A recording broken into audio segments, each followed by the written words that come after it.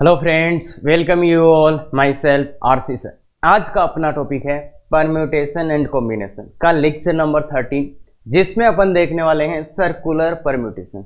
तो ये बहुत ही इंटरेस्टिंग यहाँ पे क्वेश्चंस बनाए जा सकते हैं, खासकर जेईई एडवांस के लिए। और कुछ बार अपने को लगता है कि ऐसे हो जाएगा, पर सर्कुलर परम्यूटेशन इतना आसान नहीं है। यहाँ पे दो तीन बहुत ही भयानक कन्फ्यूजन आते हैं, तो वो अपन देखेंगे। तो पहले टॉपिक शुरू करते हैं। तो देखिए, यदि आप आईआईटी की तैयारी कर रहे हैं या फिर आप पीएनसी को छोड़ चुके हैं पूरा, तो मैं बता दूं आईआईटी में कई बार ऐसा होता है 3-4 क्वेश्चन इसी टॉपिक से आ जाते हैं, या इस टॉपिक के कारण आपके 3-4 क्वेश्चन अटक सकते हैं। तो उसके लिए बिल्कुल आपको करना चाहिए। देखो, अगर आप अच्छी रैंक के लिए जा रहे हो तो इसमें क्या होता है, 0 टू आईआईटी हीरो, बिल्कुल बेसिक से आईआईटी एडवांस तक जाएंगे, और इसके साथ आपको प्रैक्टिस प्रॉब्लम्स मिलता है। हाँ, तो उसमें अगर कोई दिक्कत हो तो फ्री लाइव क्लास 6:15 बजे होता है, वो भी क्लियर है। और मेन चीज़ जो आईआईटी में होता है वो क्या होता है, सबको पता है ना। अरे जो कर रहे हैं उनको सबको पता है, जो 11th क्लास में थोड़ा बहुत पहले कर चुके हैं। बाकी जो बच्चे देख रहे हैं तो उनके लिए देखो, जो आपके टोटल एक किताब में क्वेश्चंस हैं उतने तो एक टॉपिक में क्वेश्चंस होते हैं। तो इसलिए नंबर ऑफ क्वेश्चंस बहुत ज़्यादा होते हैं, तो उसको कैसे डील करना है, थॉट प्रोसेस क्या होना चाहिए, कैसे अपना थॉट प्रोसेस बिल्ड करें, कि कैसे क्वेश्चंस को टैकल करना है, तो वो सब चीज़ें यहाँ पे अपन देखते हैं। क्लियर है? तो चलो शुरू करते हैं फिर। सबसे पहले सर्कुलर परम्यूटेशन। तो सर्कुलर परम्यूटेशन एक्चुअल में किसका है? तो वो ही जो अपन लीनियर परम्यूटेशन में कर रहे थे। मतलब अपन ने क्या कर रहे थे, अगर n डिस्टिंक्ट ऑब्जेक्ट्स थे तो उनको एक लाइन, मतलब एक रो में अरेंज करने, या फिर n प्लेसेस पे अरेंज करना था, तो उस टाइम कितना होता था, n फैक्टोरियल। या फिर गैप मेथड, स्ट्रिंग मेथड, उनके जो क्वेश्चंस होते थे, तो वो सब क्वेश्चंस यहाँ पे बनाए जा सकते हैं। बस वहाँ पे क्या था, एक लाइन होता था। यहाँ पे क्या है, एक सर्कल या एक लूप है, एक लूप अपन मान सकते हैं। अब लूप और लाइन में क्या डिफरेंस है? ओनली एक ही डिफरेंस है, वो क्या है बच्चे, कि लाइन में एक स्टार्ट पॉइंट होता है, एक एंड पॉइंट होता है, और सर्कल में क्या होता है कि वहां पे कोई भी स्टार्ट पॉइंट नहीं है, कोई भी एंड पॉइंट नहीं है। तो बस एक ये छोटा सा डिफरेंस होता है। तो उसके लिए अपने को देखना पड़ेगा चीजें, कि यहाँ पे लाइन में एक फिक्स स्टार्ट पॉइंट होता है और एक एंड पॉइंट, सर्कल में वो चीज नहीं। तो उसके रीजन से क्या यहाँ पे डिफरेंस क्रिएट होने वाला है, तो वो देखिएगा। तो पहले अपन बिल्कुल बेसिक एग्जांपल लेता हूं मैं। अगर 3 ऑब्जेक्ट्स में लेता हूं, कौन, एबीसी, 3 डिस्टिंक्ट ऑब्जेक्ट्स है अपने पास एबीसी। अगर इनको एक लाइन में परम्यूट कराना है, अगर इनको एक लाइन में परम्यूट कराना है, मतलब एक रो में, एक रो में आपको लगाना है, तो कितने तरीके आते थे, 3 फैक्टोरियल, दैट इज 6 वेज। और वो 6 वेज अपन राइट डाउन भी कर सकते हैं। या कौन सा, एक तो ए बी सी, एक ए सी बी, यही होते थे क्या, A B C A C B, मतलब फर्स्ट प्लेस पे एक को रखा, फिर सेकंड प्लेस पे एक को रखा, ए बी सी और ए सी बी। फिर क्या होता था, ए थर्ड प्लेस पे, बी सी ए और सी बी ए, ये होते थे क्या, 6 वेज। देखो, पहले प्लेस पे ए रखा, दूसरे पे, तीसरे पे, तो यही 6 वेज आते थे। अब अगर इनकी करेस्पॉन्डिंग, मतलब ये 6 वेज आते थे, अपन बहुत अच्छे से जानते हैं, और इतना अच्छे से जानते हैं कि नींद में भी बना सकते हैं अब तो ये बात ठीक है। अब सर इनका सर्कुलर बनाए तो इसके करेस्पॉन्डिंग सर्कुलर क्या बनेगा, देखिए बच्चे।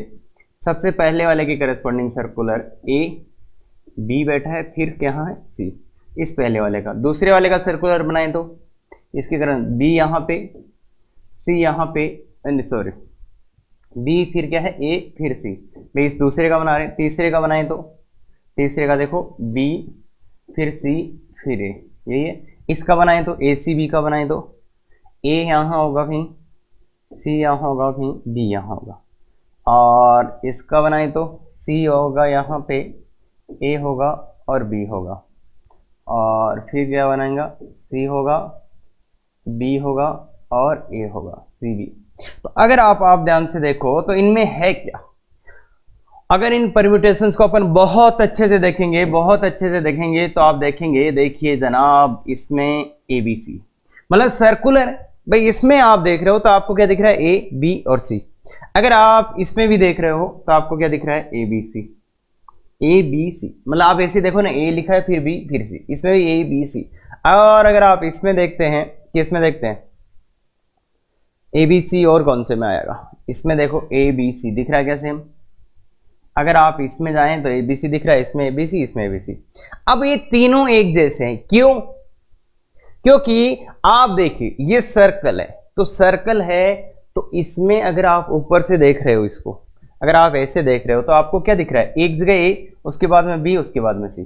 इसमें भी क्या दिख रहा है, एक जगह A, बाद में B, बाद में C। इसमें भी क्या दिख रहा है, A B C।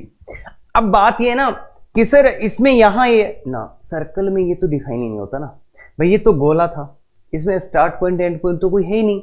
मतलब यहाँ पे 3 चेयर्स थी, 1 2 3, तो एक यहाँ बैठा है। अब आप इन चेयर्स का नंबर नहीं कर सकते, मतलब नंबरिंग थोड़ी ना है, अरे वो तो यार कैसी टेबल लगी होती है, एक सर्कुलर टेबल है, उसके ऊपर 1 2 3 चेयर लगी है। अब उसके सराउंडिंग को हटा दो, मतलब वहां पे केवल एक सर्कुलर टेबल है और कुछ भी नहीं है, तो आप उसको लेफ्ट राइट ये नहीं कर सकते भाई, वो तो सर्कल है। और ना ही उसमें ये बोल सकते कि ये स्टार्ट है, क्योंकि किधर से भी देखो इसको, अगर मैं यहाँ 3 चेयर लगा दूं और आपको इधर से देखने को बोलूं तो आप क्या बोलोगे, 3 चेयर लगी हुई। इसके अलावा कुछ भी नहीं बोल सकते आप कि ये पहली है, ये दूसरी, तीसरी ना, क्योंकि सब कुछ सेम है, सब कुछ सिमेट्रिक है, इसलिए 3 चेयर्स है, इतना बोल सकते हैं। तो अगर ये ABC है, एक के बाद में B, B के बाद में C, इसको देखो या इसको देखो, सेम ही चीजें हैं ये। मैं इसको थोड़ा सा रोटेट कर दो ना, सेम ही दिखेगा, ये आ जाएगा, इसको रोटेट कर दो, ये आ जाएगा। इसलिए ये और ये सेम है। क्यों सेम है? क्योंकि आपको इसमें क्या दिख रहा है, ABC, इसमें क्या दिख रहा है, ABC, इसमें क्या दिख रहा है, ABC। अब सर ये तो यहां से शुरू हो रहा है तो यहाँ, तो भाई तो इसको कुछ बोल ही नहीं सकते ना कि सर्कल में आपके लिए ये और ये सेम ही है।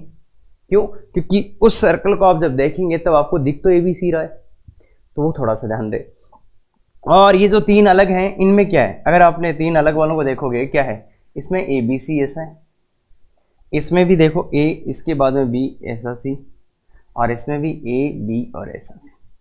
तो ये 3 भी एक जैसे हैं क्या, ये 3 भी एक जैसे हैं, ये 3 भी एक जैसे हैं, ये 3 भी, देखो ये 3 एक जैसे, क्यों? इनमें उल्टा ABC दिख रहा है। इसमें तो अपन क्लॉकवाइज दिख रहा था, इसमें क्या दिख रहा है, इसमें एंटी क्लॉकवाइज ABC दिख रहा है।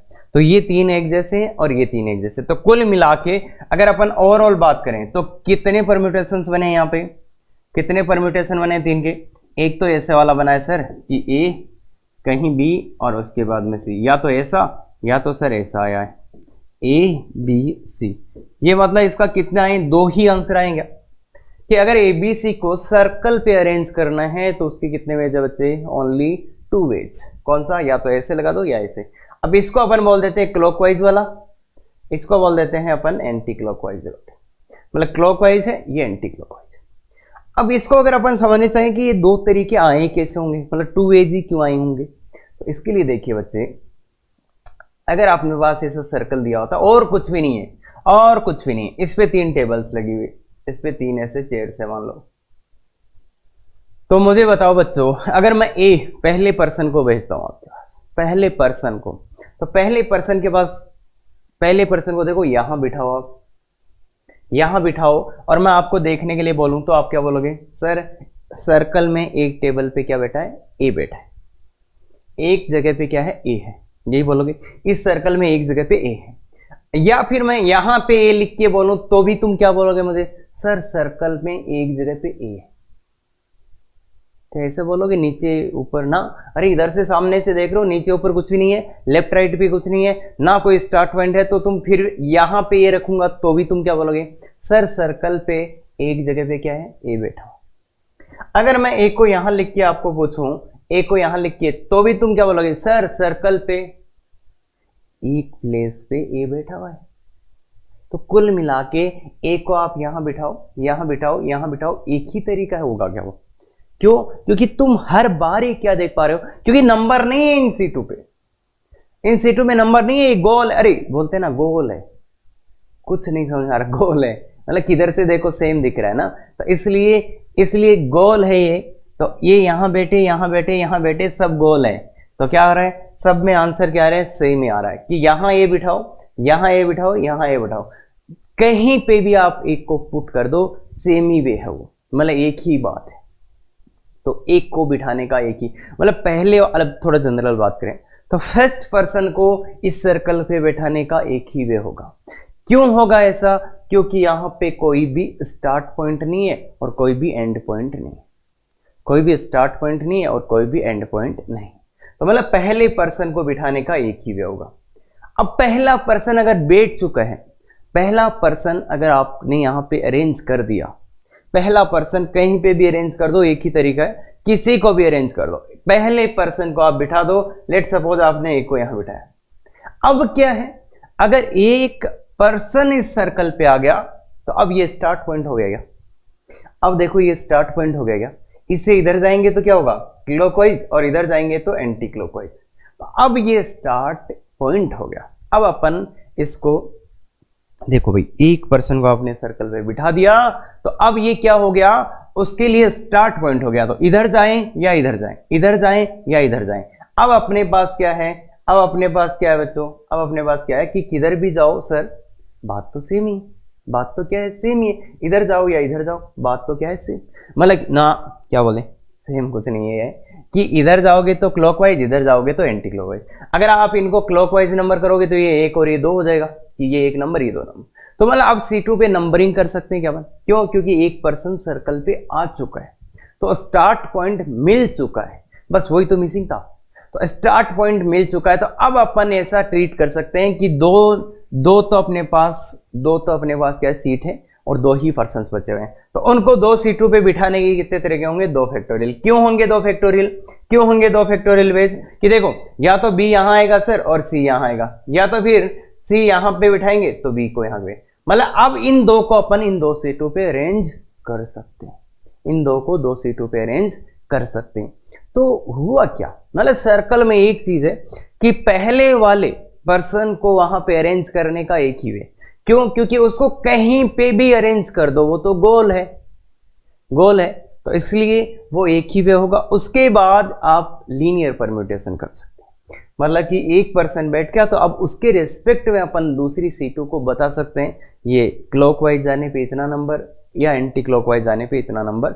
इसलिए उसके बाद तो ये देखो 2 ही वे जा रहे हैं, इधर से भी 2 ही वे जा रहे थे क्या। तो ये बात एक अपने को समझनी होती है, सर्कुलर परम्यूटेशन में पहले वाले पर्सन को अरेंज करने का ओनली 1 वे होता है। क्यों 1 वे होता है, क्योंकि उसमें कहीं पे भी आप उसको अरेंज करो वो एक सा ही दिखेगा। आप क्या बोलोगे कि एक जगह है उस टेबल पे एक पर्सन बैठा हुआ है, क्लियर है क्या।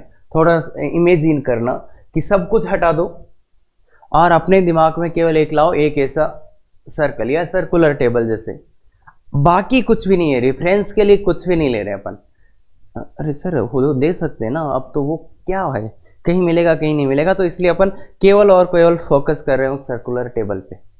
तो उसके अराउंड चेयर्स लगी हुई है, तो उस चीज को फिर अपने कि पहले पर्सन को आप कहीं बिठाओ सेम ही वे होता है। तो इसलिए थोड़ा सा ये बेसिक अपन ने समझने की कोशिश की है कि कंसेप्चुअली ये कैसे आता है। अब कई बार क्या हो जाता है बच्चे, अगर मान लो ये आपकी होता गार्लैंड ऑफ फ्लावर्स, मतलब ये माला होती, तो इस माला को आप अगर ऐसे भी कर सकते हो ना, इस माला को उठाओ, ऐसे उठाओ और ऐसे पलट दो, इस माला को ऐसे उठाओ और ऐसे पलट दो, तो क्या दिखेगा आपको, क्या दिखेगा आपको। अगर इस माला को आप पलट देते हो तो आपको क्या दिखेगा बच्चे, आपको दिखेगा यहाँ पे ए दिखेगा, यहाँ पे बी दिखेगा और यहाँ पे सी दिखेगा।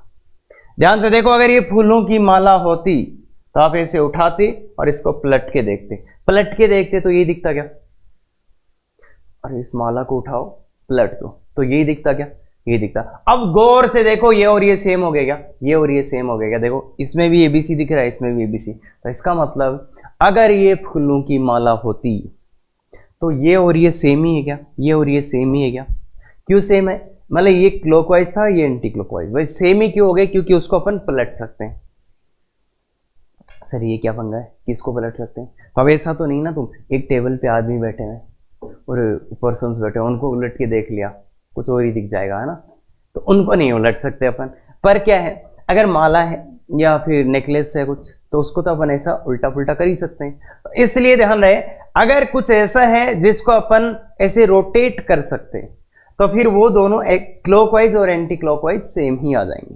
तो मतलब अगर ऐसा हुआ कि 3 ऑब्जेक्ट से वो बनाना था तो वो एक ही हो जाए, मतलब कुल मिला के 2 का डिवाइड कर देंगे। जब क्लॉकवाइज और एंटी क्लॉकवाइज सेम हो जाएंगे तब किसका डिवाइड कर देंगे, 2 का।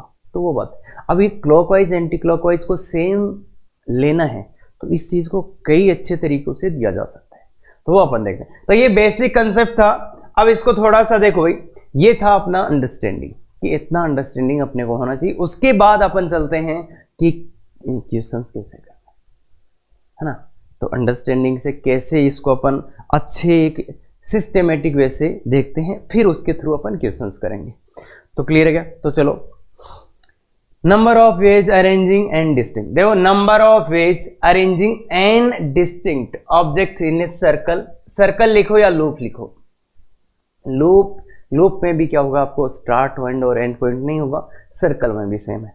तो बताओ बच्चे, तो सर्कल में अगर एंड डिस्टिंक्ट ऑब्जेक्ट्स को अरेंज करना है तो क्या बोलोगे तुम सीधा कि सर पहले पर्सन को कहीं पे भी अरेंज कर दो, एक ही वे, पहले पर्सन को अरेंज करने का एक ही वे। तो पहले पर्सन को जैसे ही आपने अरेंज किया एक वे से, अरे कहीं पे भी बिठा दो इसको, पहले पर्सन को अरेंज करने का एक ही वे। अब कितने ऑब्जेक्ट बचे, n-1, n-1 ऑब्जेक्ट्स बचे। तो अब इनका अपन लीनियर परम्यूटेशन कर सकते हैं, क्योंकि इस पर्सन के रेस्पेक्ट में अब नंबर्स इन सीटों के फिक्स हो जाएंगे। मतलब इस पर्सन आ गया तो इस सीट का नंबर अपन कुछ भी रख सकते हैं, जैसे A1 सीट है, ये A2 सीट है, ऐसे ऐसे करके ये AN-1 सीट है। तो अब नंबर फिक्स हो गए, अब C2 के नंबर फिक्स हो गए, मतलब कि अपन इस पर्सन के रेस्पेक्ट में ये स्टार्ट पॉइंट मिल गया अपने को। तो अब कितने ऑब्जेक्ट्स को अरेंज करना है, n-1 को। कितने प्लेसेज है बच्चे, n-1। तो अब पहले ऑब्जेक्ट को रखने का तो एक ही वे था, अब बाकी कितने ऑब्जेक्ट बचे, n-1, और उन n-1 ऑब्जेक्ट्स पे क्या है, नंबरिंग है। तो नंबरिंग है तो n-1 ही प्लेसेज है, n-1 ही ऑब्जेक्ट है, तो उनको अपन लीनियर की तरह ट्रीट कर सकते हैं। तो कितना आ जाएगा, n-1 का फैक्टोरियल, n-1 का फैक्टोरियल। तो टोटल नंबर ऑफ एज पहले को अरेंज करने का एक और बाकी को n-1, तो ये आ जाएंगे n-1। अब ये कब है, जब क्लॉकवाइज और एंटी क्लॉकवाइज, जो क्लॉकवाइज है और एंटी क्लॉकवाइज है उनको क्या ले रहे हैं अपन, डिफरेंट ले रहे हैं। अगर ये दोनों सेम हो जाएं कि क्लॉकवाइज वाले को और एंटी क्लॉकवाइज वाले को, जैसे गार्लैंड ऑफ फ्लावर्स, तो उसमें सेम हो गए थे, मतलब फूलों की माला में भाई इधर से लगाओ या इधर से लगाओ, सेम हो गए थे, अरे समझ रहे ना, पलट के देखा था। तो उस टाइम अपन क्या कर लेंगे, बाई 2 और कर देंगे, मतलब 2 का डिवाइड कर देंगे, 2 का भाग दे देंगे। तो ये बस थ्योरी के नाम पे ये है नंबर ऑफ एरे। अगर एन डिस्टिंक्ट ऑब्जेक्ट्स को आपको अरेंज करना है सर्कल में या लूप में, तो तरीके होते हैं n-1 का फैक्टोरियल। कब होते हैं ये, जब एंटी क्लॉकवाइज और क्लॉकवाइज को आप डिफरेंट मानते हैं। जैसे अपन ने एक टेबल पे पर्सन्स को अरेंज करना है, राउंड टेबल पे पर्सन्स को अरेंज करना है, तो और अगर क्लॉकवाइज और एंटी क्लॉकवाइज सेम हो जाए, जैसे फूलों की माला बनानी हो, तो उस टाइम अपन बाई 2 भी कर देंगे, और पर्सन्स के केस में नहीं करेंगे। तो ये जनरल सर ये कब सेम होंगे कब नहीं होंगे, तो देखो अब ये फीलिंग होनी चाहिए कि अगर अपन उलट के देख सकते हैं, मतलब ऐसा कोई सिचुएशन हो जैसे माला हो तो उसको उलट के देख सकते हैं, तो उस टाइम तो क्या हो जाएगा, दोनों सेम हो जाएंगे। और नहीं देख सकते, आदमी को थोड़े ना उलट दोगे तुम, तो उस टाइम ये अलग। जैसे फिर भी मैंने लिख भी दिया है, तो देखो इसमें for non living clockwise and anti clockwise arrangements are considered same. अगर नॉन लिविंग, जैसे गार्लैंड ऑफ फ्लावर्स, फूलों की माला, नेकलेस ऑफ बीड्स, मणियों का हार, तो इनमें अपन दोनों को सेम मानेंगे, मतलब बाई 2 कर देंगे। यहाँ पे n-1 का फैक्टोरियल बाई 2 कर देंगे। और for living clockwise and anti clockwise arrangements are considered different, जैसे पर्सन। अब ये एक जनरल गाइडलाइन है, अब आपको उसमें देखना पड़ेगा कि कहीं उसने एक्स्ट्रा तो नहीं दे रखा ये चीज, कि कहीं और कोई हिंट दे देगा, या आपको ये फीलिंग रखना भी कि अगर वो सेम है या डिफरेंट है, वो आपको जज करना पड़ेगा। तो ये जनरल गाइडलाइंस है, तो ये तो बात क्लियर है। इसके बाद में इफ सीट्स आर नंबर्ड, अगर C2 पे नंबर लिख दे, if seats are number in circle, circle में ही सीट्स है पर उनको नंबर लिख दिया, उन पे नंबर लिख दिया, तो फिर तो वो वही होगी क्या कि n सीट्स है और n पर्सन है। तो इसके लिए अपन क्या करेंगे, लीनियर परमुटेशन। तो उसके लिए तो कितना आ जाएगा, n फैक्टोरियल आ जाएगा। और अगर if one object is on circle, अगर एक ऑब्जेक्ट को आपने सर्कल पे रख दिया, इसका मतलब वो स्टार्ट पॉइंट बन गया, स्टार्ट पॉइंट बन गया। तो इसके बाद तो अपन क्या कर सकते हैं बच्चों, उसके बाद तो लीनियर परम्यूटेशन कर सकते हैं। तो उसके बाद तो अपन लीनियर परम्यूटेशन कर सकते हैं, दैट इज n फैक्टोरियल। मतलब जो भी है भाई, एक पर्सन अगर आ गया है सर्कल पे, एक पर्सन को आपने सर्कल पे बिठा दिया तो उसके बाद तो लीनियर परम्यूटेशन, मतलब वही 1 रो वाला आ जाएगा, जैसे अपन ने प्रूफ भी ऐसे ही किया गया। तो ये 2-3 पॉइंट आप ध्यान में रखो, सर्कुलर परम्यूटेशन खत्म। बस एक काफी इंटरेस्टिंग क्वेश्चन देखेंगे लास्ट में, तो वहां पे आपको समझ में आएगा अच्छा इसमें क्या नहीं हो सकता। तो पहले शुरू करते हैं क्वेश्चन से। देखिए, find number of ways 5 girls and 5 boys can be arranged in this circle. 5 लड़कियां हैं, 5 लड़कियां, उनको सर्कुलर टेबल पे बिठाना है विदाउट एनी कंस्ट्रेंट, कोई भी कंस्ट्रेंट नहीं है। तो कितने हैं, 5 बॉयज 5 गर्ल्स, कितने लोग हैं टोटल, 10 ऑब्जेक्ट्स या 10 डिफरेंट पर्सन है, उनको यहां पे बिठाना है। तो कितने, 10 - 1, n - 1 का फैक्टोरियल। तो ये 10 - 1 9 का फैक्टोरियल है भाई। ऐसे मत कर देना कि 10 फैक्टोरियल -1, वो नहीं होता भाई। या ऐसे भी मत कर देना इसको कि 10 फैक्टोरियल -1 का फैक्टोरियल, ऐसा कुछ नहीं होता है। मतलब ये होगा n - 1 का होल का फैक्टोरियल, मतलब कितना, 9 फैक्टोरियल। तो अगर 10 पर्सन को आपको एक राउंड टेबल पे बिठाना है तो कितने वेज होंगे, 10 - 1 मतलब 9 फैक्टोरियल वेज होंगे। क्लियर गई बात, क्लियर गया? तो बिल्कुल ठीक है। अब क्या है सेकेंड वाला, no 2 girls are together out of 3 particular. 3 लड़कियों में से नो 2, अब नो 2 दिखते ही क्या फीलिंग आ रहा है, क्या फीलिंग आ रहा है, no 2 girls are together, no 2 girls are together. तो किसका फीलिंग आ रहा है, गैप मेथड। देखो दिखते ही समझ में आ जाना चाहिए कि गैप मेथड का, तो आपको समझ में आ ही जाना चाहिए कि गैप मेथड है। इसके बाद में गैप मेथड में कहते क्या थे कि वो पर्टिकुलर गर्ल्स, जैसे मान लो थी G1 G2 G3, इनको अपने इनको गर्ल्स को कहां डालना होता था, गैप में। इनको अपन गैप में अरेंज करते हैं क्या, G1 G2 G3 को अपन किस में करते हैं, गैप में अरेंज करते हैं। तो गैप में अरेंज करते हैं तो पहले गैप बनेंगे तो सही, गैप मेथड में पहले गैप बनेंगे तो ही गैप में अरेंज करेंगे। तो गैप कैसे बनेंगे कि बाकी बचे हुए लोगों को आप अरेंज कर दो। तो बाकी कितने लोग बचे, तो देखो 5 तो बॉयज बच गए और 2 गर्ल्स, तो टोटल कितने लोग बच गए अपने पास, टोटल कितने लोग बच गए, 7 पर्सन अपने पास है। तो 7 पर्सन को, अब ये क्वेश्चन आप खुद से ट्राई करिए। देखिए मैंने पूरा ये अपन गैप मेथड, स्ट्रिंग मेथड बहुत अच्छे से देखा था क्या, बिल्कुल देखा था। तो अब आप खुद से ट्राई करो। यहाँ पे 1-2 माइनर चेंजेस है जो कि बहुत ही अच्छे आपका दिमाग खोल के रख देंगे। अच्छा, हर स्टेप में आपको सोचना समझना पड़ेगा, क्योंकि तब आ जाएगा। अब सर्कुलर परम्यूटेशन मैंने सिखाया, गैप मेथड मैंने सिखाया, पर इनको मिक्स कर दिया तो क्या आप सोच सकते हैं, तो वो ही चीज है। मैं तो देखो पहले खुद से करो, पूरा ट्राई करो, अच्छे से ट्राई करो। और अक्सर जो IIT लेवल के क्वेश्चंस होते हैं उसमें आपको क्या लगता है, मेरा आंसर सही है, अरे सर ये तो मैंने कर लिया। और जब एक्चुअल आंसर आता है तब आपको समझ आता है, अच्छा क्वेश्चन ये था। इसलिए इसको ट्राई करिएगा, बिल्कुल यही फील आने वाला है। हाँ तो देखो बच्चों, 7 को अगर एक सर्कल में लिखना है तो कितना आ जाएगा, 6 फैक्टोरियल। 7 पर्सन को एक सर्कल में फिट करोगे तो कितना आएगा, 6 फैक्टोरियल।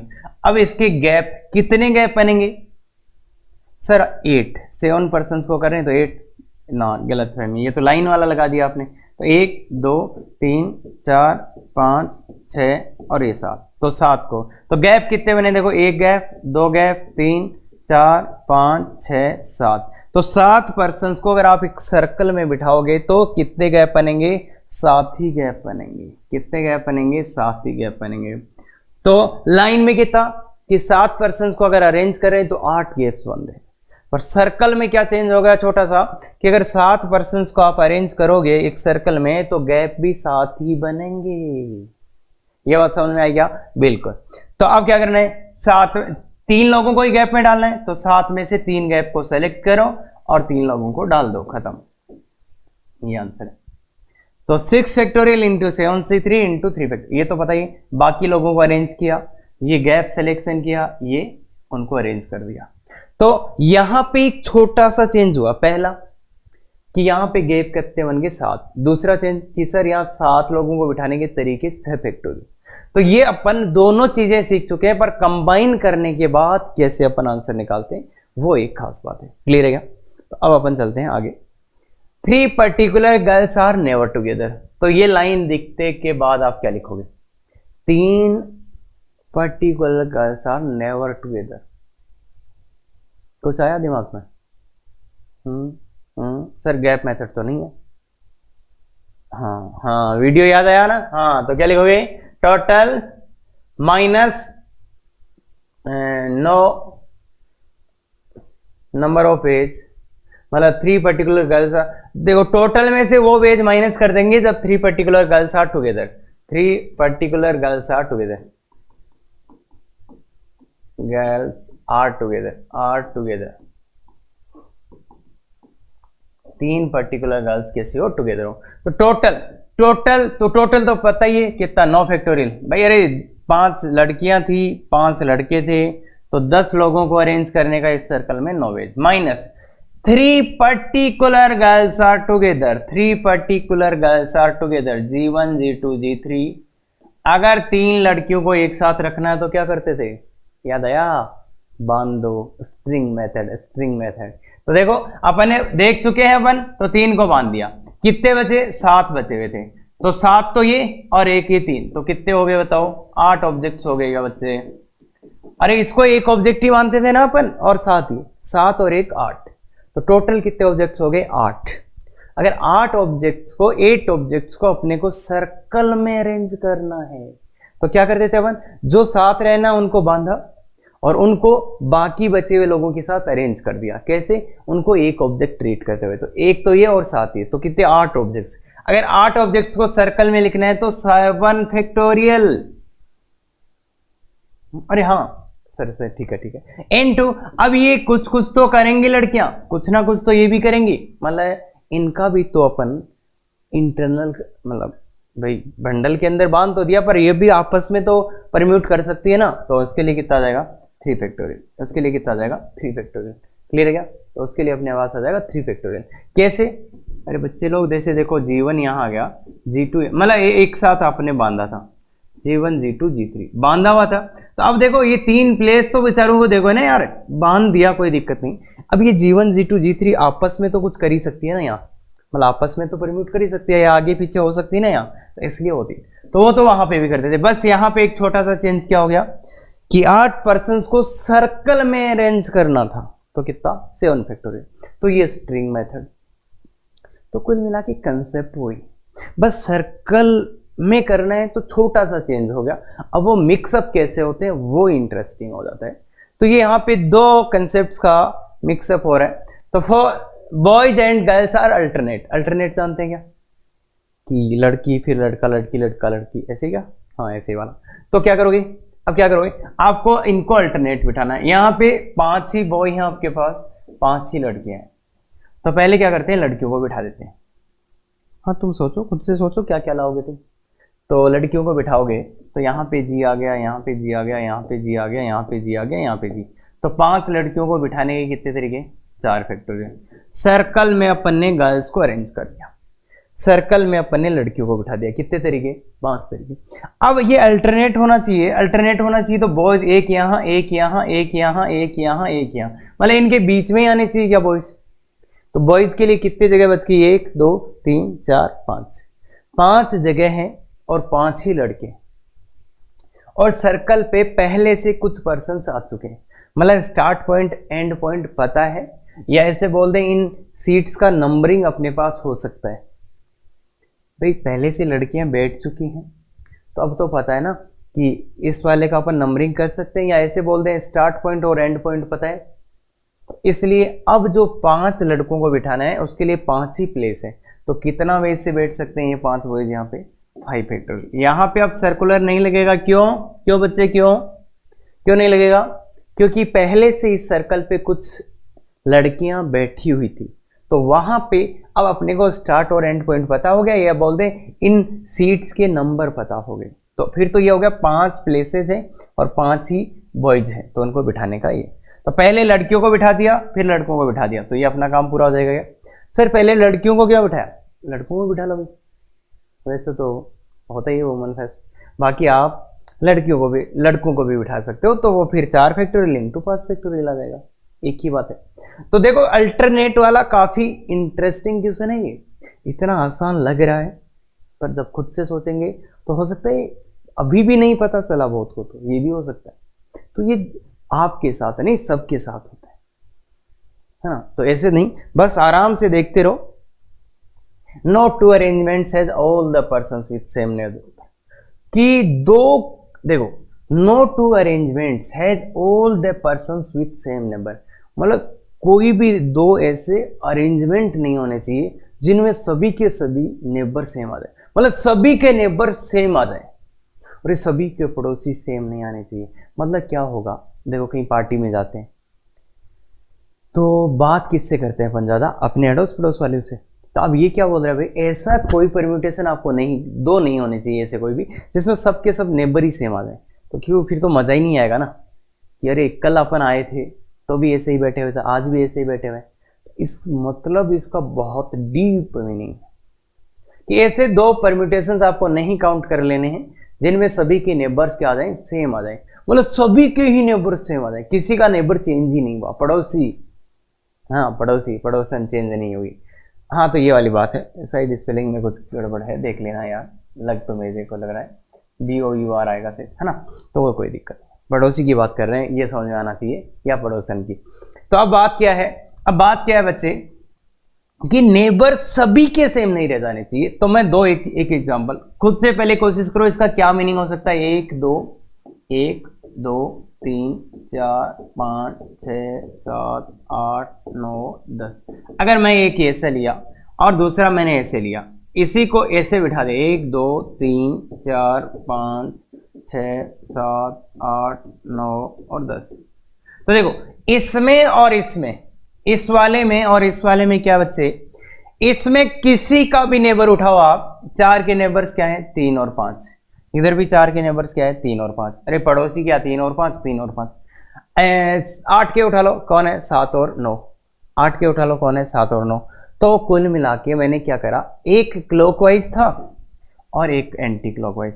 अगर मैंने बाकी कुछ भी चेंज नहीं किया, एक बार उनको क्लॉकवाइज बिठाया, एक बार उनको एंटी क्लॉकवाइज, तो इन दोनों परम्यूटेशंस में, इन दोनों अरेंजमेंट्स में क्या है, सभी के नेबर सेम है क्या। तो इसने क्या बोला है कि सभी के नेबर सेम नहीं होने चाहिए।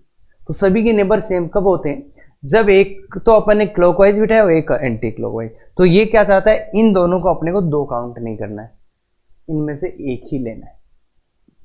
भाई क्यों, क्योंकि क्लॉकवाइज और एंटी क्लॉकवाइज इसने बोला एक ही मान लो, इनको सेम मान लो। क्यों सेम मान लो, अगर इनको अपन दो अलग अलग मान लेंगे, अगर इनको दो परम्यूटेशन मान लेंगे तो इसमें और इसमें, इन दोनों परम्यूटेशंस में सभी के नेबर सेम है। देखो देख लो भाई, किसी का भी नेबर उठा के देख लो, 1 नंबर 2 नंबर 3 नंबर जो मर्जी, 1 नंबर के नेबर क्या है 1 2 और 10, 1 नंबर के यहां पे भी क्या है 2 और 10, तो कुल मिला के इन दोनों को सेम ही मानना है।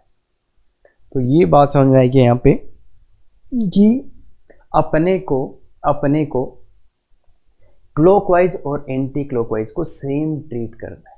क्यों, इनको एक ही ट्रीट क्यों करेंगे, क्योंकि अगर अपने इनको डिफरेंट कर लिया तो फिर तो क्या हो जाएगा, इसमें सब नेबर सेम हो जाएंगे। तो नेबर सेम नहीं हो, इसका मतलब क्लॉकवाइज और एंटी क्लॉकवाइज को एक ही ट्रीट करना है, मतलब उनको एक बार ही काउंट करना है। तो टोटल वेज होते कितने 9 फैक्टोरियल, पर यहाँ पे क्लॉकवाइज और एंटी क्लॉकवाइज सेम ही हो गए अपने लिए, तो इसलिए बाई 2 कर देंगे। ये बात समझ में आई क्या, बहुत अच्छा इंटरेस्टिंग क्वेश्चन है ये। No two arrangements has all the persons with same neighbour. Clear है ये बात, क्लियर है ये बात। तो ये बात अपने को समझ में आ जाना चाहिए। Position of one particular boy is fixed on table, table पे एक लड़के की पोजीशन फिक्स है, तो एक लड़का तो बैठ गया।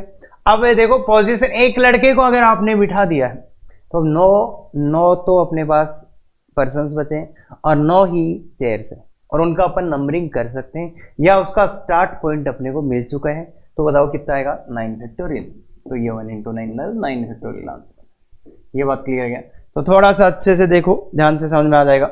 हाँ, find number of different garlands that can be formed using 9 flowers. 9 flowers में से आउट ऑफ 11 आपके पास 11 डिफरेंट फ्लावर्स हैं, 11 अलग अलग टाइप के फूल हैं, उनमें से आपको 9 को सेलेक्ट करना है और अब तुम उस 9 फ्लावर से कितनी अलग अलग मालाएं बना सकते हो। 11 फ्लावर्स थे, उनमें से 9 को लेना है और फिर आपको कि कितने टाइप की अलग अलग मालाएं बना सकते थे। तो क्या करोगे, 11 में से पहले 9 को सेलेक्ट करोगे। अब 9 फ्लावर्स आपके पास आ गए क्या। अगर 9 फ्लावर से आपको माला बनानी है तो कितने तरीके, मतलब फ्लावर से माला बनाने का मतलब उन 9 को, अपने को 9 जो फ्लावर्स आए हैं उनको इसमें अरेंज ही करना है क्या। एक सर्कल में अरेंज करेंगे तो माला बन जाएगी ना बच्चे। हाँ सर, किसके लिए सर, उसके लिए ही बना रहा हूं मैं। अच्छा, अरे आज से ही भाई, फिर थोड़ी अच्छी बनाओ यार। अरे सर क्या बात कर रहे हो, बस माला बन गई तो काम हो ही जाएगा। तो 9 आपके पास फूल है, उनसे माला बनानी है। माला बनानी है तो कितने तरीके, उनको जितने तरीकों से आप एक सर्कल में अरेंज कर सकते हो। 9 फूलों को सर्कल में अरेंज करने के 8 फैक्टोरियल। अब माला में क्या होता है, उल्टा सुल्टा एक ही होगा क्या, कि इसको अरेंज अपन ऐसे कर सकते हैं ना, इसको ऐसे कर सकते हैं, तो बाई 2 आ जाएगा क्या। ये 2 समझ में आता है क्या, क्यों, क्योंकि इसमें क्लॉकवाइज बराबर एंटी क्लॉकवाइज है। क्लॉकवाइज और एंटी क्लॉकवाइज क्या है, सेम है। क्लॉकवाइज और एंटी क्लॉकवाइज क्या है, सेम है। तो इसलिए 11C9 into 8 factorial by 2, 8 factorial by 2। ये बात क्लियर है। तो बच्चे ध्यान से देखो, माला बनानी है तो बाई 2 आ जाएगा। 11 में से 9 चूज किया, फिर उनकी माला बना डाली। ठीक है क्या, बिल्कुल ठीक है। अब ये क्वेश्चन बहुत ही गजब का question, number of ways arranging for ways to be. तो 4 तो ये है अपने पास और 2 भी है, तो इनको सर्कल में अरेंज, तो तुम बोलोगे सर 6 है, टोटल 6 ऑब्जेक्ट है, तो 6 ऑब्जेक्ट है तो सर कितना आ जाएगा 5 फैक्टोरियल। सर 4 एक जैसे हैं तो 4 फैक्टोरियल, 2 एक जैसे हैं तो 2 फैक्टोरियल। तो ये तो तुम करोगे तो कितना 5/2। बच्चे कितना वेज आ गया, 5 फैक्टोरियल, 4 फैक्टोरियल, 2 फैक्टोरियल। तो बच्चे कितना वेज आ गया, ये वेज तो तुम देखो 2.5 तरीके। सर कितने आदमी थे वहां पे, 2.5 आदमी, ऐसा थोड़े ना होता है। अरे 2.5 क्या होता है, कितने वेज है, 2.5 वेज क्या होता है, या तो 2 वेज होता है या तो 3 वेज होता है, 2.5 क्या होता है। तो इसमें तो कुछ नहीं समझ में आ रहा कि क्या आया, तो ये वाला तरीका यहाँ नहीं लगेगा। तो पहला कि सर ऐसे कर लेते हैं ना कि ऊपर वाला 5 फैक्टोरियल, पर सर इसमें भी तो 4 हैं तो इसको 3 फैक्टोरियल, इसको 1 फैक्टोरियल, ऐसे कर लेते हैं। या सर ऐसे भी तो कर सकते हो आप, 3 फैक्टोरियल, इसको 2 ही लिखा, या सर इसको 5 फैक्टोरियल बाई 1 फैक्टोरियल इंटू इनको 4 फैक्टोरियल कर दिया। तो मैं बता दूं, जितने भी आप आंसर्स लिख रहे हो सकता है ये आंसर आपको कहीं नजर आए, सेम एग्जाम्पल में नहीं, बाकी अलग टाइप से एग्जाम्पल बनाया हो अपना ही और अपना ही आंसर लिखा हो। इस टाइप से जो भी आंसर निकाले जा रहे हैं ना, वो सब गलत है। हाँ, बहुत से नोट्स में आपको ये क्वेश्चन के आंसर ऐसे लिखे हुए मिल सकते हैं, बाकी ये सब तरीके गलत है, कोई भी सही तरीका नहीं है। वो मैंने एक एग्जाम्पल से प्रूव कर दिया, अगर आप सीधा लगाओगे तो ये आएगा। तो ऐसे में circular permutations of alike objects कोई वे नहीं है, इसको अपने करना पड़ेगा, बेगर मेथड का हेल्प ले सकते हैं अगर रेलेवेंट क्वेश्चन है तो, उस टाइप का है। अगर छोटा मोटा क्वेश्चन है तो फिर काउंटिंग ही करना पड़ेगा। अगर अलाइक ऑब्जेक्ट्स आते हैं सर्कल में तो काउंटिंग ही करना पड़ेगा, तो इसलिए काउंटिंग ही करना पड़ेगा। तो देखो बच्चे, एक तो ये कि दोनों बी को एक साथ कर दो, बी बी, दोनों बी को एक साथ कर दो, तो एक तो ये वे हो गया। फिर दोनों बी के बीच में, दोनों बी के बीच में क्या कर दो, ए के डाल दो, दोनों बी के बीच में ए के डाल दो, तो 3 ए इधर आ जाएंगे। या फिर क्या करो, दोनों बी के बीच में, दोनों बी के बीच में कितने ए डाल दो, 2 ए डाल दो, तो ये 2 बचे हुए इधर आ जाएंगे। अब तुम बोलोगे सर दोनों बी के बीच में 3 ए डाल देते, तो 3 ए तो देखो यार ये डले ही पड़ेंगे। देखो ध्यान से देखो, दोनों बी के बीच में 3 ए तो डले ही हुए है ना, और ये सर डाल के देखते हैं सर, वो सर दूसरा आ रहा है सर, वो देखो यार बी और बी, तो 3 ए डालोगे, 3 ए डालोगे तो 3 ए और इधर एक ही, तो यार ये तो ये और ये तो सेम ही हो गया क्या, ये और ये तो सेम ही हो गया क्या, देखो ये तो सेम ही हो गया क्या, तो मतलब ये तो दोनों सेम ही थे। अब तुम बोलोगे सर तीनों बी के, दोनों बी के बीच में चारों ए, तो वो तो ये रहा, वो तो ये रहा। इसलिए केवल और केवल कितने वेज बनेंगे, ये इतने ही वेज बनेंगे, 3 ही वे आएंगे। इसका आंसर कितना है 3, एक्चुअल आंसर कितना है इसका 3। देख लो, बना के देख लो, इसके अलावा कुछ भी नहीं बनेगा, क्योंकि एबीसी है तो उसको उलट भी सकते हो आप। तो इसलिए यही 3 वेज आपके पास आएंगे, यही 3 वेज आपके पास आएंगे, इनके अलावा कोई भी वे नहीं है। बाकी इन तरीकों से जो भी आंसर आप निकाल रहे हो वो सब गलत है। तो सर्कुलर परम्यूटेशन का एक बहुत खतरनाक कि अलाइक ऑब्जेक्ट्स में कोई वे नहीं है, मतलब इस सर्कुलर परम्यूटेशन और अपन अलाइक ऑब्जेक्ट के परम्यूटेशन को मिक्स नहीं कर पाएंगे सिंपल वे से। अगर ऐसा करना है तो या तो अपन गैप वो बेगर्स मेथड का हेल्प लेंगे या अदरवाइज डायरेक्ट काउंटिंग कर लेंगे। क्लियर है ये बात? और एक बहुत इंटरेस्टिंग क्वेश्चन और आने वाला है जिसको अपन आगे लेंगे, तो वो भी ध्यान रखिएगा बिल्कुल। उसको अच्छा क्वेश्चन है, काफी अच्छा आईटी एडवांस का सबसे शानदार क्वेश्चन बनता है। ये डीपीबीज है अपनी, अच्छे से प्रैक्टिस करिएगा। और ये इनके आंसर्स हैं जो आना नहीं चाहते, क्यों नहीं पता नहीं। तो आगे ये आंसर्स है, देखिए कहीं भी दिक्कत लाइव क्लास सर ज्वाइन कैसे करना है, ये रहा सब कुछ, जो आपको अच्छा लगे कर सकते हो। और अगर लेक्चर अच्छा लगे तो क्या करना है पता है, अरे सर कर देते हो तो हमेशा, हाँ तभी इतने आ रहे हैं भाई बच्चे। ठीक है, very thank you very much, effective तैयारी करो।